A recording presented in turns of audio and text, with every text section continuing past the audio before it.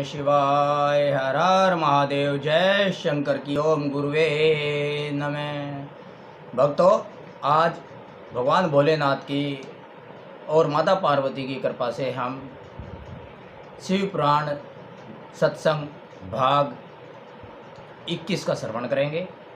आप ध्यान से श्रवण करें।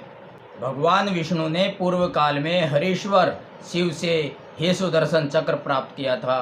एक समय की बात है, दैत्य अत्यंत प्रबल होकर लोगों को पीड़ा देने और धर्म का लोप करने लगे। उन महाबली और पराक्रमी दैत्यों ने से पीड़ित हो देवताओं ने देव रक्षक भगवान विष्णु से अपना सारा दुख कहा। तब श्री हरि कैलाश पर जाकर भगवान शिव की विधि पूर्वक आराधना करने लगे। वे 1000 नामों से शिव की स्तुति करते तथा प्रत्येक नाम पर एक कमल चढ़ाते थे। तब भगवान शंकर ने विष्णु के भक्ति भाव की परीक्षा करने के लिए उनके लाए हुए 1000 कमलों में से एक को छिपा दिया। शिव की माया के कारण घटित हुई इस अद्भुत घटना को भगवान विष्णु को पता नहीं लगा। उन्होंने एक फूल कम जानकर उसकी खोज आरंभ की। दृढ़तापूर्वक उत्तम व्रत का पालन करने वाले श्री हरि ने भगवान शिव की प्रसन्नता के लिए उस एक फूल की प्राप्ति के उद्देश्य से सारी पृथ्वी पर भ्रमण किया, किंतु कहीं भी उसे वह फूल नहीं मिला। तब चेता विष्णु ने एक फूल की पूर्ति के लिए अपने कमल दृश एक नेत्र को ही निकाल कर चढ़ा दिया। यह देख सबका दुख दूर करने वाले भगवान शिव शंकर शंभु बड़े प्रसन्न हुए और वहीं उनके सामने प्रकट हो गए। प्रकट होकर वे श्री हरि से बोले, हरे, मैं तुम पर बहुत प्रसन्न हूँ। तुम इच्छानुसार वर मांगो, मैं तुम्हें मनोवांछित वस्तु दूंगा। तुम्हारे लिए मुझे कुछ भी अदेय नहीं है। विष्णु बोले, नाथ, आपके सामने मुझे क्या कहना है। आप तो अंतर्यामी हैं, अतः सब कुछ जानते हैं तथा आपके आदेश का गौरव रखने के लिए कहता हूँ। दैत्यों ने सारे जगत को पीड़ित कर रखा है। सदाशिव, हम लोगों को सुख नहीं मिलता। स्वामीन, मेरा अपना अस्त्र शस्त्र दैत्यों के वध में काम नहीं देता। परमेश्वर, इसलिए मैं आपकी शरण में आया हूँ। विष्णु जी की यह बात सुनकर देवादिदेव महादेव महेश्वर ने तेजो रसी में अपना सुदर्शन चक्र उन्हें दे दिया। उसको पाकर भगवान विष्णु ने उन समस्त प्रबल दैत्यों का उस चक्र के द्वारा बिना परिश्रम के ही संहार कर डाला। इससे सारा जगत स्वस्थ हो गया। देवताओं को भी सुख मिला और उन अपने लिए उस आयुध को पाकर भगवान विष्णु भी अत्यंत प्रसन्न और परम सुखी हो गए। इस प्रकार भगवान शंकर ने विष्णु को तपस्या से प्रसन्न होकर अपना सुदर्शन चक्र दे दिया था। तब से विष्णु के पास वह सुदर्शन चक्र है शिव का। अब भगवान शिव को संतुष्ट करने वाले व्रतों का वर्णन आता है।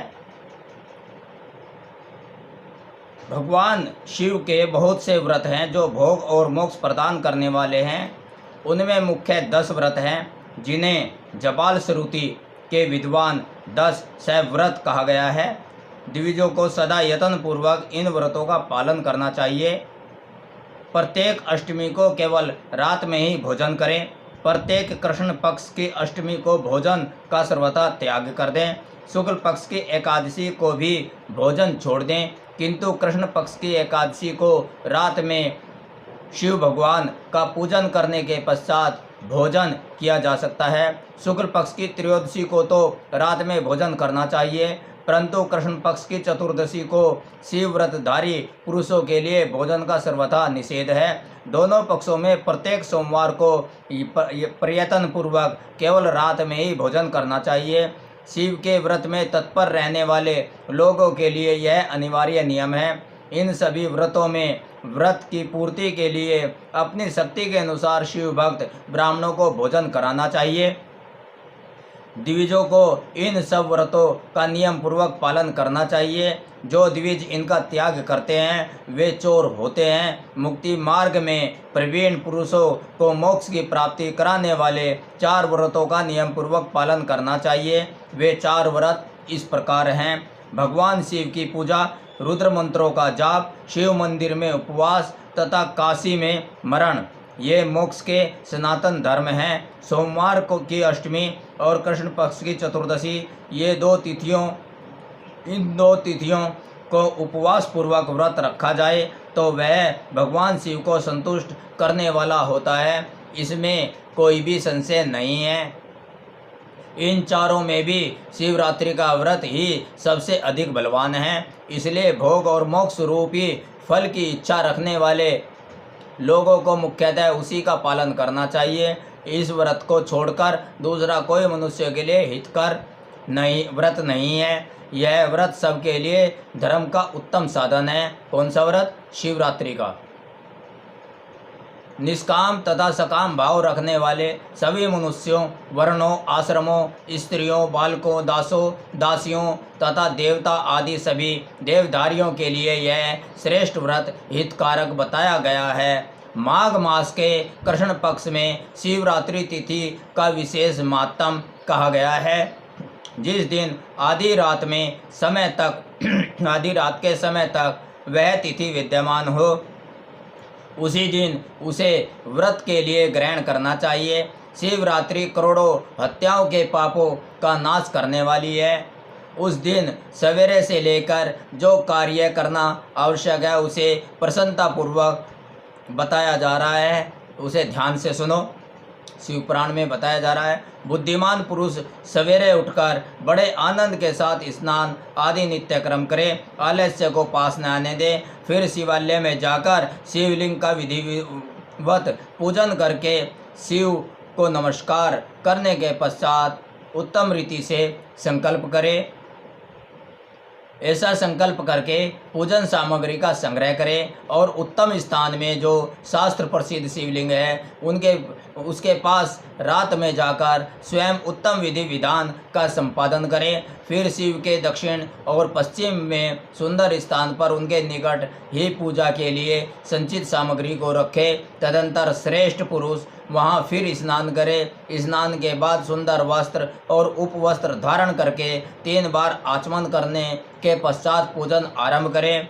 जिस मंत्र के लिए जो द्रव्य नियत है उस मंत्र को पढ़कर उसी द्रव्य के द्वारा पूजा करनी चाहिए। बिना मंत्र के महादेव की पूजा नहीं करनी चाहिए।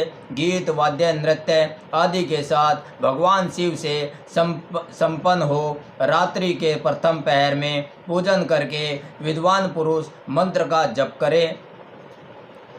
यदि मंत्रज्ञ पुरुष उस समय श्रेष्ठ पार्थिव लिंग का निर्माण करे तो नित्य कर्म करने के पश्चात पार्थिव लिंग का भी पूजन करे। पहले पार्थिव बनाकर पीछे उसकी विधिवत स्थापना करे। फिर पूजन के पश्चात नाना प्रकार के स्तोत्रों द्वारा भगवान वृषभध्वज को संतुष्ट करे। बुद्धिमान पुरुष को चाहिए कि उस समय शिवरात्रि व्रत के महात्म्य का पाठ करे। श्रेष्ठ भक्त अपने व्रत की पूर्ति के लिए उस महात्म्य को श्रद्धापूर्वक सुने।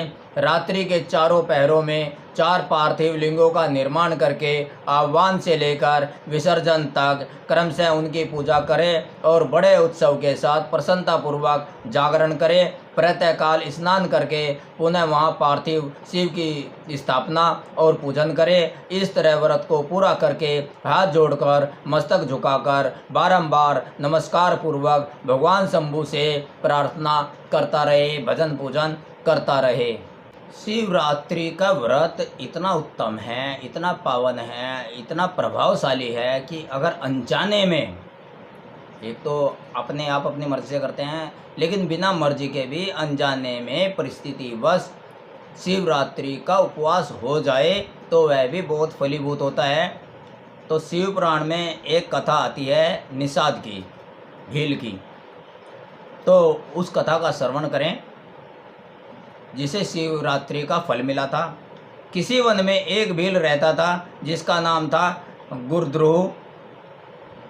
उसका कुटुंब बड़ा था तथा वह बलवान और क्रूर स्वभाव का होने के साथ ही क्रूरतापूर्वक कर्म में तत्पर रहता था। वह प्रतिदिन वन में जाकर मृगों को मारता और वहीं रहकर नाना प्रकार की चोरियां करता था। उसने बचपन से ही कभी कोई शुभ कर्म नहीं किया था।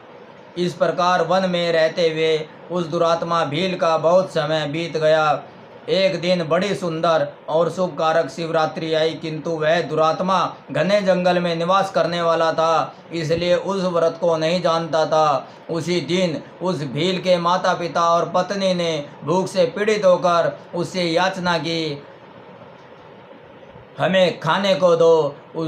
उनके इस प्रकार याचना करने पर वह तुरंत धनुष लेकर चल दिया और मृगों के शिकार के लिए सारे वन में घूमने लगा।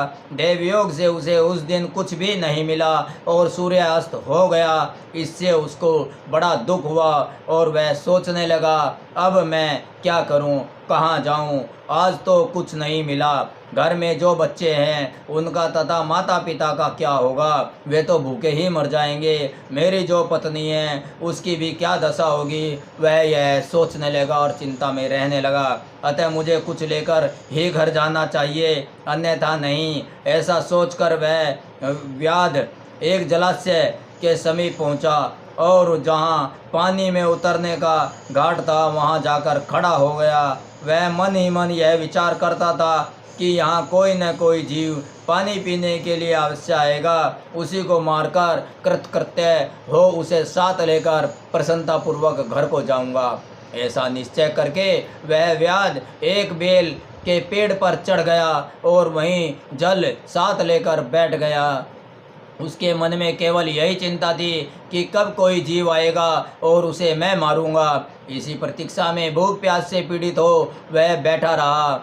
उस रात के पहले पैर में एक प्यासी हिरनी वहां आई, जो चकित होकर जोर जोर से चौंकड़ी भर रही थी। उस मृगी को देखकर व्याध को बड़ा हर्ष हुआ और उसने तुरंत ही उसके वध के लिए अपने धनुष पर एक बाण का संधान किया।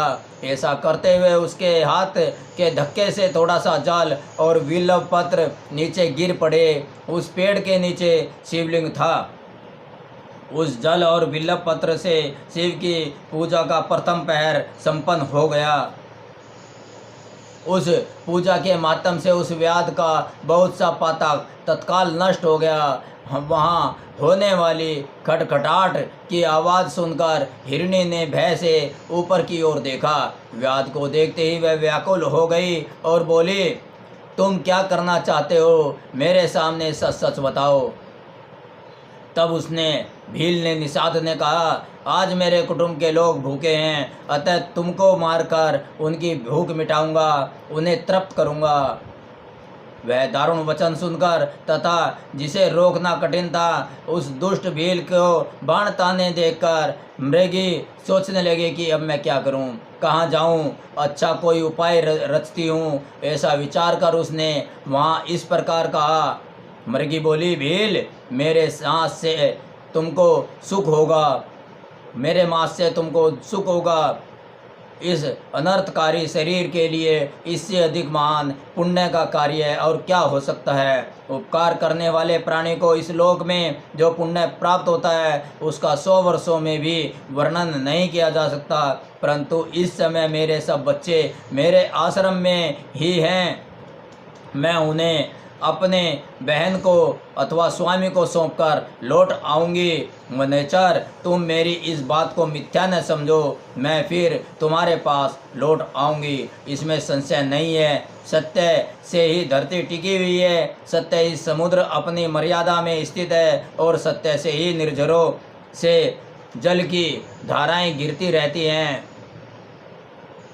सत्य में ही सब कुछ निहित है। मृगी के ऐसा कहने पर जब व्याध ने उसकी बात नहीं मानी तब उसने अत्यंत विस्मित और भयभीत हो उसे इस प्रकार कहना आरंभ किया, सुनो, मैं तुम्हारे सामने एक शपथ खाती हूँ जिससे घर जाने पर मैं अवश्य तुम्हारे पास लौट आऊँगी। ब्राह्मण यदि वेद बेचे तथा तीनों काल संध्या न करे तो उसे जो शाप लगता है, पति की आज्ञा का उल्लंघन करके स्वेच्छानुसार कार्य करने वाली स्त्रियों को जिस पाप की प्राप्ति होती है, किए हुए उपकार को न मानने वाले, भगवान शंकर से विमुख रहने वाले, दूसरे से द्रोह करने वाले, धर्म को लांघने वाले तथा विश्वासघात और छल करने वाले लोगों को जो शाप लगता है, उसी शाप से मैं भी लिप्त हो जाऊं यदि लौटकर यहाँ कभी न आऊं। इस तरह अनेक शपथ खाकर जब मृगी चुप खड़ी हो गई, तब उस व्याध ने उस पर विश्वास करके कहा, अच्छा अब तुम अपने घर को जाओ। तब वह मृगी बड़े हर्ष के साथ पानी पीकर अपने आश्रम मंडल में गई। इतने में ही रात का वह पहला पहर व्याध के जागते ही जागते बीत गया। तब उस हिरनी की बहन दूसरी मृगी, जिसका पहले से स्मरण किया था, उसी की राह देखती हुई जल पीने के लिए वहां आ गई। उसे देखकर भील ने स्वयं बाण को तरकस में खींचा। ऐसा करते समय पुनः पहले की भांति भगवान शिव के ऊपर जल और बिल्वपत्र गिरे। उसके द्वारा महात्मा शंभु की दूसरे पहर की पूजा संपन्न हो गई। यद्यपि वह प्रसंग वश की ही हुई थी, अपने आप ही हुई थी, तो भी व्याध के लिए सुखदायिनी हो गई। मृगी ने उसे बाण खींचते देख पूछा, यानी कि जो पहली हिरणी थी तो दूसरी हिरणी की बहन आई, उसने भी देखा कि ये मेरे ऊपर बाण खींच रहा है, तो देखा और पूछा, वनेचर यह क्या करते हो? व्याध ने पूर्वत उत्तर दिया, मैं अपने भूखे कुटुंब को तृप्त करने के लिए तुझे मारूंगा। यह सुनकर मृगी बोली, व्याध मेरी बात सुनो, मैं धन्य हूँ, मेरा देह धारण सफल हो गया, क्योंकि इस अनित्य शरीर के द्वारा उपकार होगा, परंतु मेरे छोटे छोटे बच्चे घर में हैं, अतः मैं एक बार जाकर उन्हें अपने स्वामी को सौंप दूँ, फिर तुम्हारे पास लौट कर आऊँगी। व्याध बोला, तुम्हारी बात पर मुझे विश्वास नहीं है, मैं तुझे मारूंगा, इसमें संशय नहीं है। यह सुनकर वह हिरणी भगवान विष्णु की शपथ खाती हुई बोली, व्याध जो कुछ मैं कहती हूँ उसे सुनो।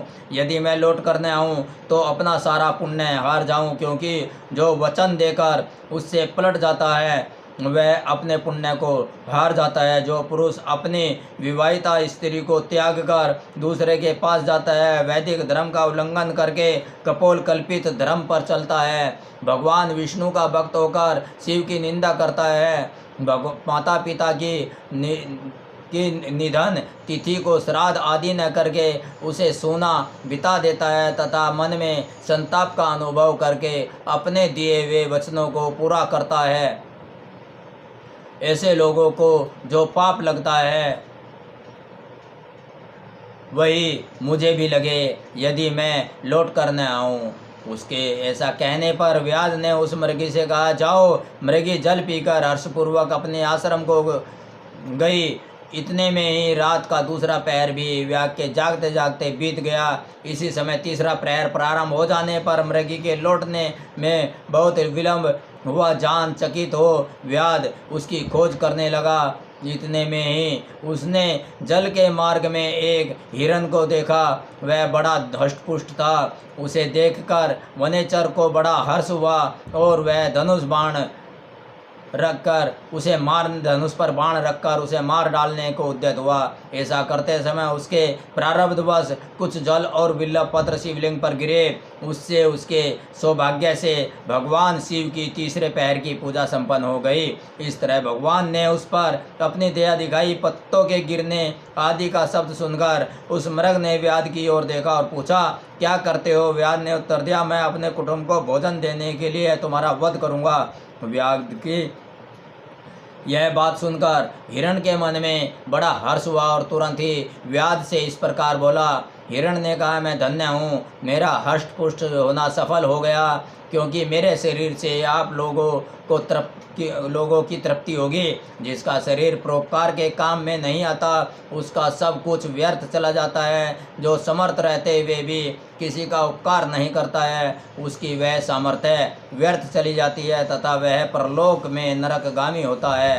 परंतु एक बार मुझे जाने दो, मैं अपने बालकों को उनकी माता के हाथ में सौंपकर और उन सबको धीरज बंधाकर यहाँ लौट कर आऊँगा। उसके ऐसा कहने पर व्याध मन ही मन बड़ा विस्मित हुआ। उसका हृदय कुछ शुद्ध हो गया था और उसके सारे पाप पुंज नष्ट हो गए थे। उसने इस प्रकार कहा, जो यहाँ आए वे सब तुम्हारी ही तरह बातें करके चले गए, परंतु वे वंचक अभी तक यहाँ नहीं लौटे हैं। मृग, तुम भी इस समय संकट में हो, इसलिए झूठ बोलकर चले जाओगे, फिर आज मेरा जीवन निर्वाह कैसे होगा? मृग बोला, व्याध, मैं जो कुछ कहता हूँ उसे सुनो, मुझ में असत्य नहीं है। सारा चराचर ब्रह्मांड सत्य से ही टिका हुआ है। जिसकी वाणी झूठी होती है उसका पुण्य उसी क्षण नष्ट हो जाता है। तथापि भील, तुम मेरी सच्ची प्रतिज्ञा सुनो। संध्या काल में मैथुन तथा शिवरात्रि के दिन भोजन करने से जो पाप लगता है, झूठी गवाही देने, धरोहर को हड़प लेने तथा संध्या न करने से द्विज को जो पाप होता है, वही पाप मुझे भी लगे यदि मैं लौट कर न जाऊं। जिसके मुख से कभी शिव का नाम नहीं निकलता, जो समर्थ होते हुए भी दूसरों का उपकार नहीं करता, पर्व के दिन श्रीफल तोड़ता, अभक्ष्य भक्षण करता तथा शिव की पूजा किए बिना और भस्म लगाए बिना भोजन कर लेता है, इन सब का पातक मुझे लगे। यदि मैं लौट कर न आऊँ। उसकी बात सुनकर व्याध ने कहा, जाओ शीघ्र लौटना। व्याध के ऐसा कहने पर मृग पानी पीकर चला गया। वे सब अपने आश्रम पर मिले। तीनों ही प्रतिज्ञाबद्ध हो चुके थे। आपस में एक दूसरे के वृत्तांत को भली भांति सुनकर सत्य के पास से बंधे हुए उन सब ने यही निश्चय किया कि वहाँ अवश्य जाना चाहिए। इस निश्चय के बाद वहाँ बालकों को आश्वासन देकर वे सब के सब जाने के लिए उत्सुक हो गए। उसी समय जेठी मृगी ने वहाँ अपने स्वामी से कहा, स्वामीन, आपके बिना यहाँ बालक कैसे रहेंगे? प्रभु, मैंने ही वहाँ पहले जाकर प्रतिज्ञा की है, इसलिए केवल मुझको ही जाना चाहिए, आप दोनों यहीं रहें। उसकी यह बात सुनकर छोटी मृगी बोली, बहन, मैं तुम्हारी सेविका हूँ, इसलिए आज मैं ही व्याध के पास जाती हूँ, तुम यहीं रहो। यह सुनकर मृग बोला, मैं ही वहाँ जाता हूँ, तुम दोनों यहाँ रहो, क्योंकि शिशुओं की रक्षा माता से ही होती है। स्वामी की यह बात सुनकर उन दोनों मृगियों ने धर्म की दृष्टि से उसे स्वीकार नहीं किया। वे दोनों अपने पति से प्रेम पूर्वक बोली, प्रभु, पति के बिना इस जीवन को धिक्कार है। तब उन सब ने अपने बच्चों को सांत्वना देकर उन्हें पड़ोसियों के हाथ में सौंप दिया और स्वयं शीघ्र ही उस स्थान को प्रस्थान किया जहाँ वह व्याध शिरोमणि उनकी प्रतीक्षा में बैठा था। उन्हें जाते देख उनके वे सब बच्चे भी पीछे पीछे चले आए। उन्होंने यह निश्चय कर लिया था कि इन माता पिता की जो गति होगी वही हमारी भी हो। उन सबको एक साथ आया देख व्याध को बड़ा हर्ष हुआ। उसने धनुष पर बाण रखा। उस समय पुनः जल और बिल्व पत्र शिव के ऊपर गिर गए। उससे शिव की चौथी पहर की पूजा भी संपन्न हो गई। उस समय व्याध का सारा पाप तत्काल भस्म हो गया। इतने में ही दोनों मृगियां और मृग बोल उठे, व्याध शिरोमणि, शीघ्र कृपा करके हमारे शरीर को सार्थक करो। उनकी यह बात सुनकर व्याध को बड़ा विस्मय हुआ। शिव पूजा के प्रभाव से उसको दुर्लभ ज्ञान प्राप्त हो गया। उसने सोचा, ये मृग ज्ञानहीन पशु होने पर भी धन्य हैं, सर्वथा आदरणीय हैं, क्योंकि अपने शरीर से ही परोपकार में लगे हुए हैं। मैंने इस समय मनुष्य जन्म पाकर भी किस पुरुषार्थ का साधन किया? कोई भी पुरुषार्थ नहीं किया। दूसरे के शरीर को पीड़ा देकर अपने शरीर को पोसा है, अपने शरीर का भरण पोषण किया है, प्रतिदिन अनेक प्रकार के पाप करके अपने कुटुंब का पालन किया है। हाय, ऐसे पाप करके मेरी क्या गति होगी, अथवा मैं किस गति को प्राप्त होऊंगा? मैंने जन्म से लेकर अब तक जो पातक किया है उसका इस समय मुझे स्मरण हो रहा है। मेरे जीवन को धिक्कार है, धिक्कार है। इस प्रकार ज्ञान संपन्न होकर व्याध ने अपने बाण को रोक लिया और कहा, श्रेष्ठ मृगो, तुम जाओ, तुम्हारा जीवन धन्य है। व्याध के ऐसा कहने पर भगवान शंकर तत्काल प्रसन्न हो गए। उन्होंने व्याध को अपने सम्मानित एवं पूजित स्वरूप का दर्शन कराया तथा कृपा पूर्वक उसके शरीर का स्पर्श करके उससे प्रेम से कहा, हील, मैं तुम्हारे व्रत से प्रसन्न हूँ, वर मांगो। व्याध भी भगवान शिव के इस रूप को देखकर तत्काल जीवन मुक्त हो गया और मैंने सब कुछ पा लिया, यूँ कहता हुआ उनके चरणों के आगे गिर पड़ा। उसके इस भाव को देखकर भगवान शिव भी मन ही मन बड़े प्रसन्न हुए और उसे गो नामक नाम देकर कृपा दृष्टि करके उन्होंने उसे दिव्य वर दिया। शिव बोले, व्याध सुनो, आज से तुम सरंग वेरपुर में उत्तम राजधानी का आश्रय ले दिव्य भोगों का उपभोग करो। तुम्हारे वंश की वृद्धि निर्विघ्न रूप से होती रहेगी। देवता भी तुम्हारी प्रशंसा करेंगे। व्याध, मेरे भक्तों पर स्नेह रखने वाले भगवान श्री राम एक दिन निश्चय ही तुम्हारे घर पधारेंगे और तुम्हारे साथ मित्रता करेंगे। तुम मेरी सेवा में मन लगाकर दुर्लभ मोक्ष पा जाओगे। इसी समय वे सब मृग भगवान शंकर का दर्शन और प्रणाम करके मृग योनियों से मुक्त हो गए तथा दिव्य देहधारी हो विमान पर बैठकर शिव के दर्शन मात्र से पाप मुक्त हो दिव्य धाम को चले गए। तब से अर्बुद पर्वत पर भगवान शिव व्याधेश्वर के नाम से प्रसिद्ध हो गए, जो दर्शन और पूजन करने पर तत्काल भोग और मोक्ष को प्रदान करता है। वह व्याध भी उस दिन से दिव्य भोगों का उपभोग करता हुआ अपनी राजधानी में रहने लगा। उसने भगवान श्री राम की कृपा पाकर शिव का सायुज्य प्राप्त कर लिया। अनजान में ही इस व्रत का अनुष्ठान करने से उसको सायुज्य मोक्ष मिल गया। फिर जो भक्ति भाव से संपन्न होकर इस व्रत को करते हैं वे शिव का शुभ सायुज्य प्राप्त कर लें, इसमें संशय नहीं है। बेलपत्र के पेड़ पर बैठे हुए अनजाने में ही उससे पूजा गिर गई और उसे इतना भारी लाभ। और जो जानबूझ कहरी कर ले, जो साधन ही कर ले, जो मन से ही पूजा कर ले, तो उसकी गति तो बड़ी उत्तम होगी। तो इसलिए भक्तों, भगवान शिव की आराधना मन से करते रहिए। धन की उसे चाह नहीं है, बस तन से पुरुषार्थ कीजिए और मन भगवान के चरणों में लगा रखिए, मन को समर्पित कर दीजिए। इस जीवन का उद्धार हो जाएगा।